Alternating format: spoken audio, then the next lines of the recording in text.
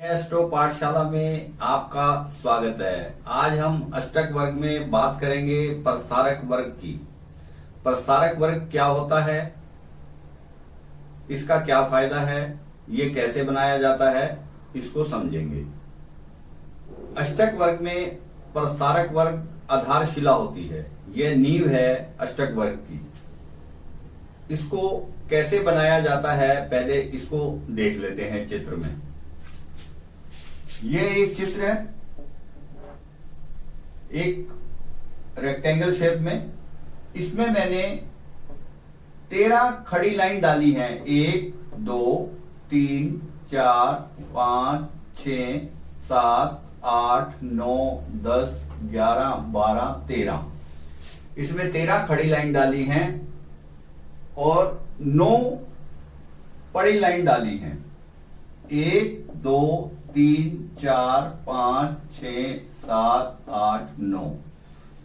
तो ये हमारा प्रस्तारक वर्ग का एक चार्ट तैयार हो गया। इसमें इस तरफ को ऐसे लिखेंगे राशि, जैसे ये मैंने 1 2 3 4 लिखा है, ये राशियां हैं। यहां हमने मेष राशि से मीन राशि तक लिख लिया और लास्ट कॉलम हमारा टोटल का है। इसी प्रकार नीचे की तरफ मैंने 7 ग्रह लिखे हैं, शनि, गुरु, मंगल, सूर्य, शुक्र, बुध और चंद्र, और 8वां लगन। जैसा कि आप जानते हैं अष्टक वर्ग में 7 ग्रह और लगन को भी लिया जाता है, तो अष्टक वर्ग तभी इसका नाम पड़ा। इनके सामने हम इसको कुंडली की मदद से भरेंगे प्रस्तारक वर्ग को। और प्रस्तारक वर्ग बनता कैसे है, पहले मैंने आपको उसका चित्र कैसे बनता है वह बता दिया। अब मैं ये बताऊंगा कि कुंडली से इसमें ग्रह कैसे लिखे जाते हैं और टेबल से प्रस्तारक वर्ग के बिंदु कैसे लगाए जाते हैं। पहले हम कुंडली को समझते हैं। यह कर्क लगन की कुंडली है। लगन में चंद्र है, दूसरे भाव में शनि है, तीसरे भाव में कन्या राशि में मंगल है, चौथे भाव में तुला राशि में बुध और शुक्र हैं, 5वें भाव में वृश्चिक राशि में सूर्य है, 6ठे भाव में गुरु ग्रह हैं और राहु केतु को हम इसमें नहीं लेते। लगन कर्क लगन है। तो अब हम इसको समझेंगे कि कुंडली से ग्रह को यहां कैसे स्थापित किया जाता है।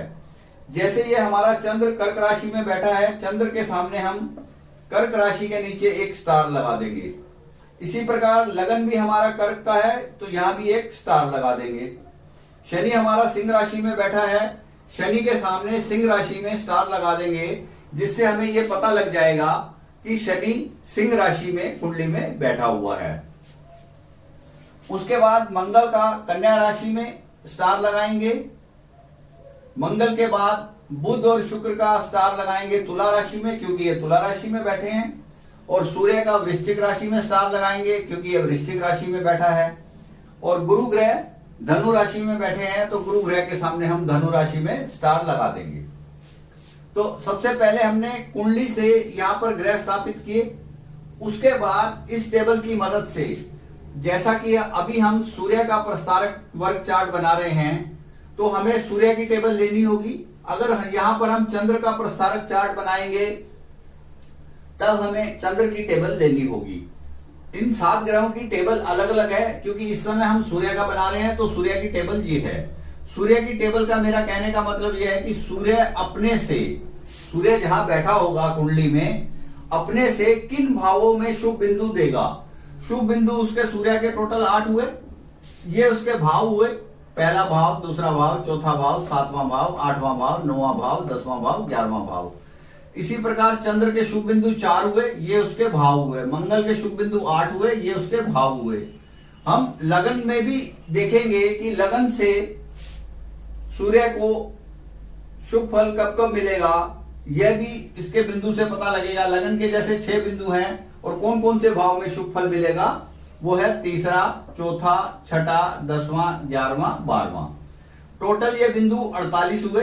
सूर्य के बिंदु 48 हो गए, ये हम समझ गए। अब हम इसको कुंडली से यहां पर स्थापित करते हैं शुभ बिंदुओं को। सबसे पहले हमारा शनि ग्रह है, शनि ग्रह सिंह राशि में बैठा है।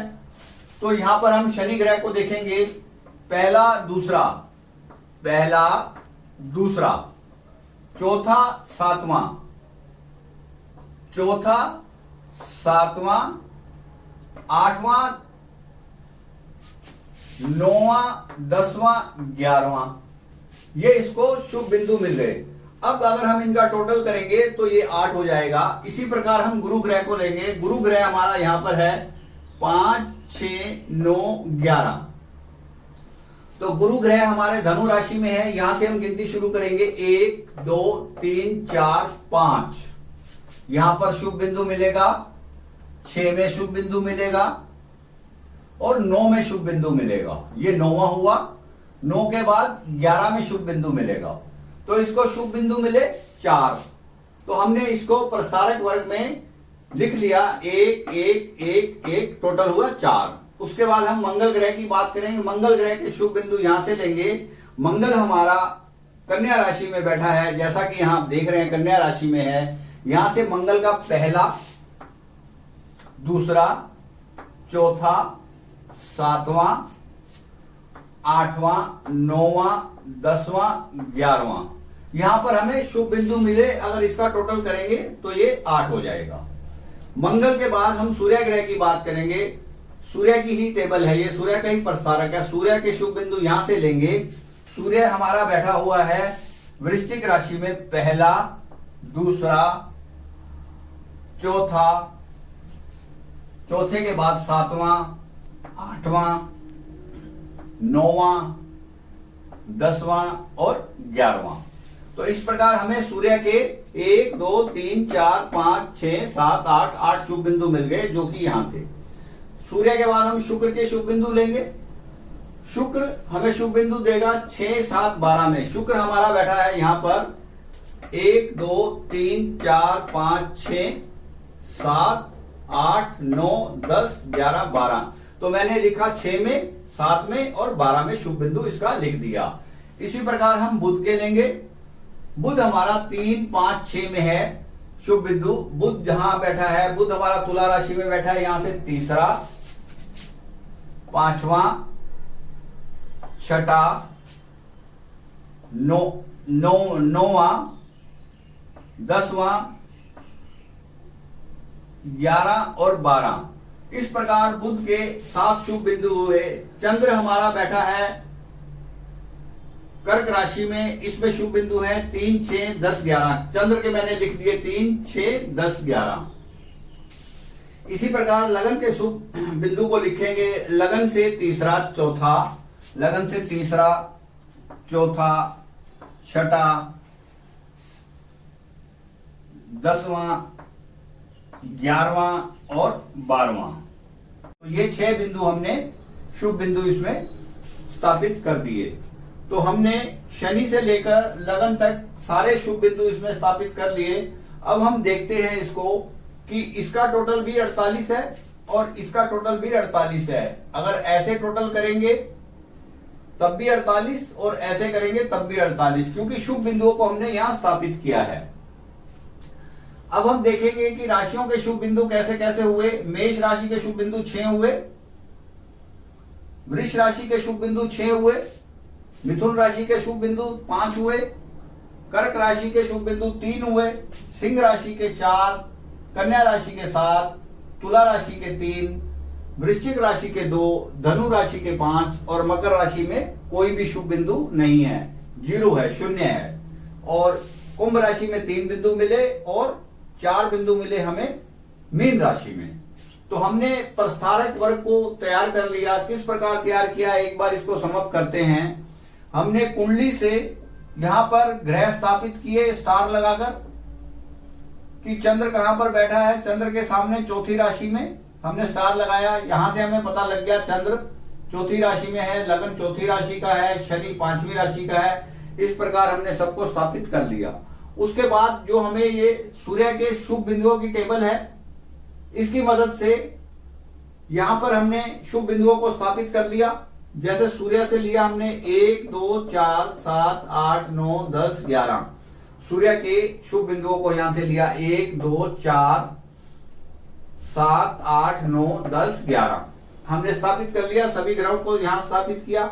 आपको विशेष ध्यान ये रखना है, जब सूर्य की टेबल, सूर्य का प्रस्तारक बनाएंगे तो सूर्य की टेबल लगेगी, जब चंद्र का प्रस्तारक बनाएंगे तो चंद्र की टेबल बनेगी। आज हमने बात की सूर्य के प्रस्तारक की। इसी प्रकार आप चंद्र, मंगल, बुध, गुरु, शुक्र, शनि का प्रस्तारक स्वयं भी तैयार कर सकते हैं। उसको आप तैयार करने की कोशिश कीजिए। यदि उसमें कोई दुविधा हो तो आप कमेंट सेक्शन में मैसेज कर सकते हैं, जिससे कि मैं आपको ये भेज सकूं, बाकी ग्रहों के प्रस्तारक चक्र भी भेज सकूं, जिससे कि आप उसको टैली भी कर सकते हैं और स्वयं बनाए तो बहुत अच्छा है।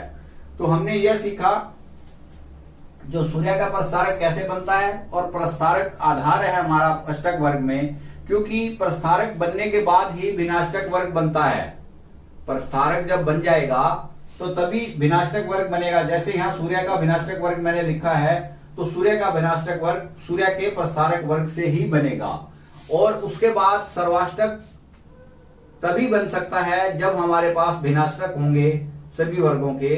तो कहने का मतलब है कि प्रस्तारक हमारा बेस हुआ, इसके बिना आगे नहीं बढ़ सकते। इसको हमें ध्यान से करना है और बिंदुओं को लगाते हुए शुभ बिंदुओं को उस जहां ग्रह बैठा है उसके भाव से हैं ये।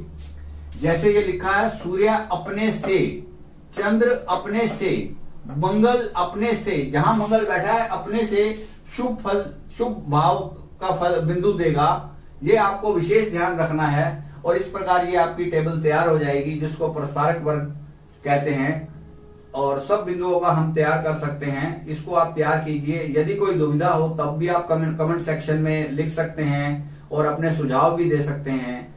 यह वीडियो यदि आपको अच्छा लगा हो तो इसे आप शेयर कीजिए, लाइक कीजिए और मेरे चैनल को भी सब्सक्राइब कीजिए।